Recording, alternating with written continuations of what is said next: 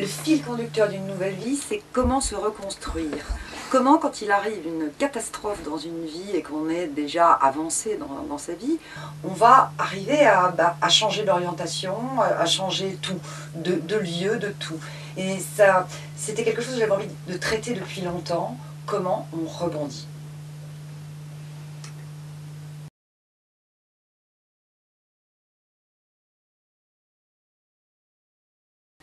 La maison de famille, c'est quelque chose dont j'ai l'impression que je ne guérirai jamais. J'ai eu la chance, quand j'étais petite, d'habiter un hôtel particulier où mes parents étaient là, mes parents qui faisaient ce métier très atypique de chanteur lyrique. Donc cette maison était pleine de costumes, de crinolines, de haute forme, de cannes, d'épées, de bottes. C'était un monde magique et c'était une maison. Elle était grande, il y avait la place pour tout le monde, ils avaient carrément leur studio où ils répétaient les opéras avec leur piano à queue. Il y avait la partie pour les enfants. J'ai été élevée par mon oncle et ma tante qui étaient là.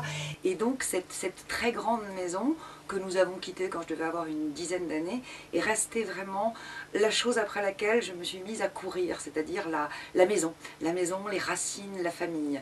Et je n'ai eu de cesse, moi, d'acheter ma maison pour pouvoir offrir à mes filles la même chose, c'est-à-dire ces racines, ce lieu où tout le monde peut se réunir, cet endroit convivial où on est à l'abri, où on est chez soi.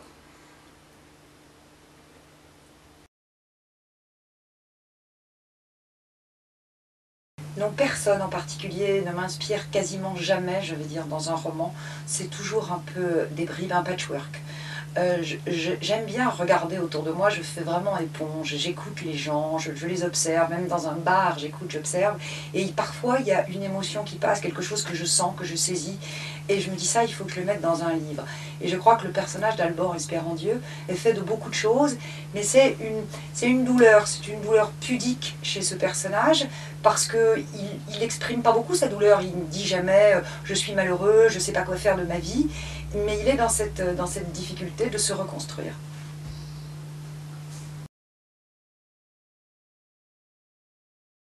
Dans toute famille, il y a des gens formidables, des brebis galeuses, des fantaisistes.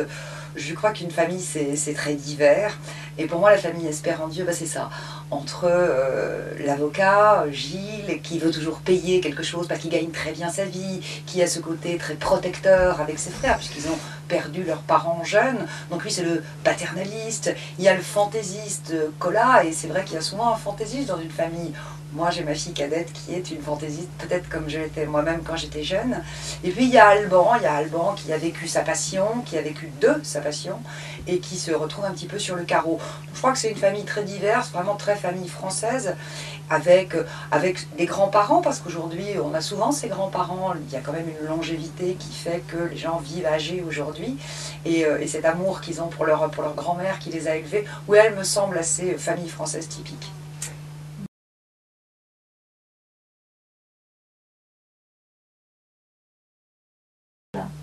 Des personnages comme Sophie, c'est-à-dire des personnages de peste, je crois qu'on en connaît tous.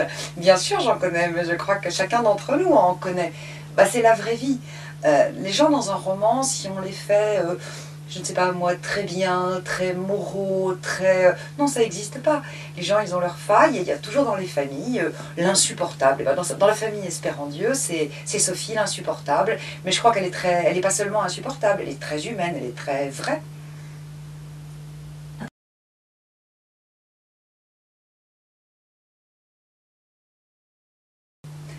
Je suis malheureusement ou heureusement, je ne sais pas ce qu'il faut dire, je suis parisienne, j'ai été élevée à Paris, mais mes parents, de par leur profession, voyageaient énormément et en tout cas tous les étés nous étions dans le Midi pour tous les festivals de plein air, avec une prédilection pour la région d'Arles où ma mère a beaucoup chanté dans les arènes d'Arles, elle a beaucoup chanté dans les arènes de Nîmes.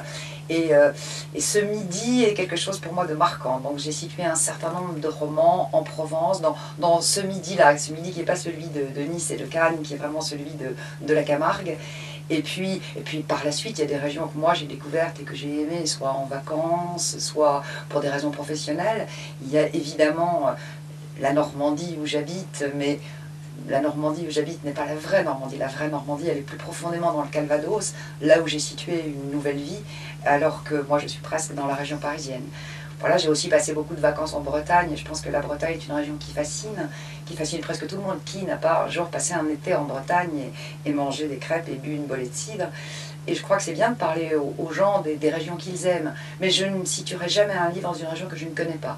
Je pense que par exemple l'Alsace est une région magnifique, mais je ne la connais pas, donc je ne peux pas y situer l'action d'un roman. C'est en général quelque chose que je connais ou que j'ai connu, et si je l'ai connu il y a trop longtemps, ben je prends ma voiture et puis je pars le redécouvrir.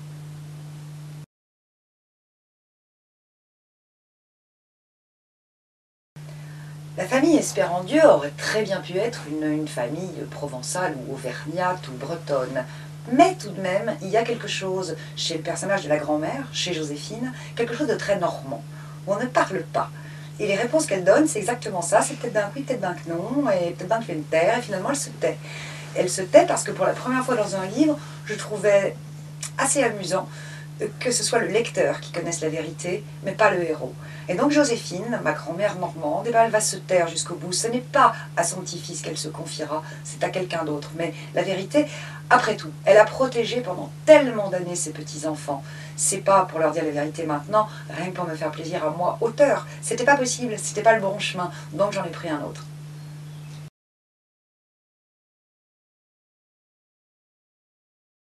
Je pourrais parce que ça a quelque chose de très tentant, mais je suis très prudente. Je crois qu'il ne faut pas écrire sur ce qu'on ne connaît pas. Si on ne maîtrise pas une ambiance, une atmosphère, si on ne maîtrise pas une culture, il ne faut pas s'aviser d'aller en parler. Les moments où je me suis évadée de France dans certains romans, c'était quand même dans des pays que je connaissais. Ça veut dire en Europe parce que je n'ai pas beaucoup voyagé. Non, je crois qu'un auteur doit être vis-à-vis de ses lecteurs extrêmement honnête et ne parler que de ce qu'il connaît, et comme ça il peut le faire partager.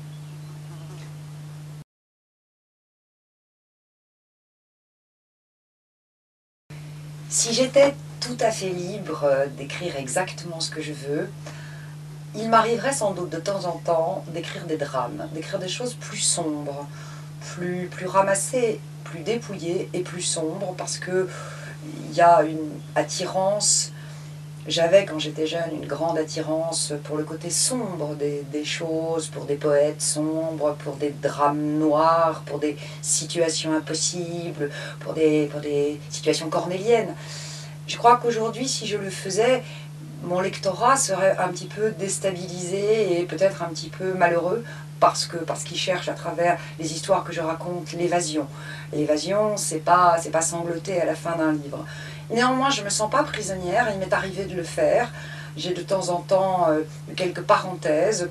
Quand j'ai écrit Comme un frère, qui est quand même un drame noir qui se termine dans un bain de sang, je me suis fait plaisir à aller dans un autre chemin que celui que je prends habituellement.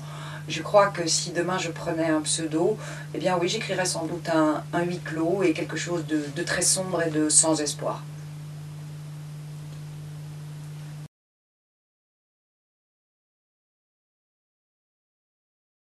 Si je pouvais inviter 5 écrivains, vivants ou morts, et c'est terrible, c'est trop peu. Là, je me sens très frustrée. Bon, je vais essayer de faire un classement, mon top 5. Bon, Giono.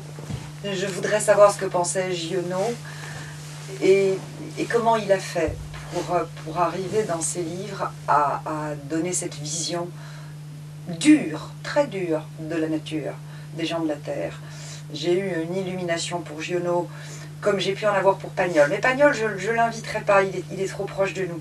J'inviterai Zola. J'inviterai Zola, là aussi, je voudrais savoir des choses, je voudrais qu'il me parle. Comment un écrivain naturaliste, entre guillemets, comme Zola, a pu écrire La bête humaine. J'inviterai Robert Merle. J'inviterai Robert Merle et là c'est pareil. Je voudrais qu'il me dise comment on peut écrire Malville, ce superbe thriller d'un côté, et comment il a pu écrire Les Fortunes de France, qui sont tellement loin, comment on peut avoir une palette aussi large. Je crois que les gens que j'inviterais, ce serait pour qu'ils me parlent et pour qu'à moi, auteur, ils me disent. Alors, il y en a trop. Il y a des Russes, il y a Tourguenieff, bien sûr, Tourguenieff, mais il y a trop de gens. Et puis je peux pas, j'arrive au 5e, et il y en a un que je peux pas ne pas nommer, c'est Baudelaire. C'est ma passion de jeunesse. J'avais même, toute jeune, à 17 ans, écrit une pièce sur Baudelaire. Baudelaire et ses amis, Théophile Gautier, Nerval, les autres. Et bon, là c'est la poésie n'est pas mon domaine, mais quand même, Baudelaire j'aurais aimé le connaître et j'aimerais pouvoir le faire parler. Voilà, j'en ai dit 5, je pourrais en dire 55, mais on me limite.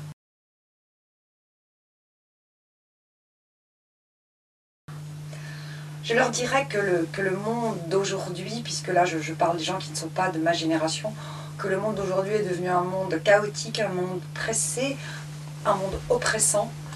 Et je crois que je leur poserai la question de leur dire, pourriez-vous, aujourd'hui, dans ce contexte-là que nous vivons en 2008, pourriez-vous écrire ce que vous avez écrit? Ou est-ce que l'écriture, c'est vraiment la fonction d'une époque? Je ne parle pas pour ce qu'on raconte, pour les histoires, elles sont les mêmes, elles sont intemporelles, mais pour la forme qu'on leur donne.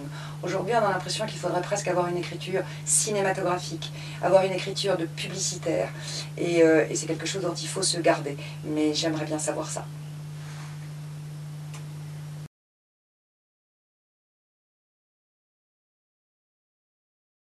Oh, 5 très très bonnes nouvelles. Bon, alors... peut-être effectivement que notre planète qui est riche arrive à nourrir les humains qui sont dessus, que je ne comprends pas bien. Alors, je ne sais pas, c'est peut-être un problème d'intelligence ou de compréhension des choses. Je ne comprends pas que des gens meurent de faim sur une planète qui peut produire autant de richesses. Et l'idée qu'il y ait des gens qui meurent de faim, et même chez nous, l'idée qu'il y ait des gens dehors, l'hiver. Voilà, l'hiver dernier, il faisait -6, et je me dis, ici en France, il y a des gens dehors en train de mourir de froid. C'est pas possible. Alors, la bonne nouvelle, voilà, ce serait que personne n'ait faim et que personne n'ait froid. Mais je sais que c'est très très utopique. Une autre bonne nouvelle pourrait être qu'il n'y ait plus de dictature, qu'il n'y ait plus ces horreurs qu'on voit en Birmanie, qu'on voit entre la Chine et le Tibet. Voilà, ça serait juste formidable.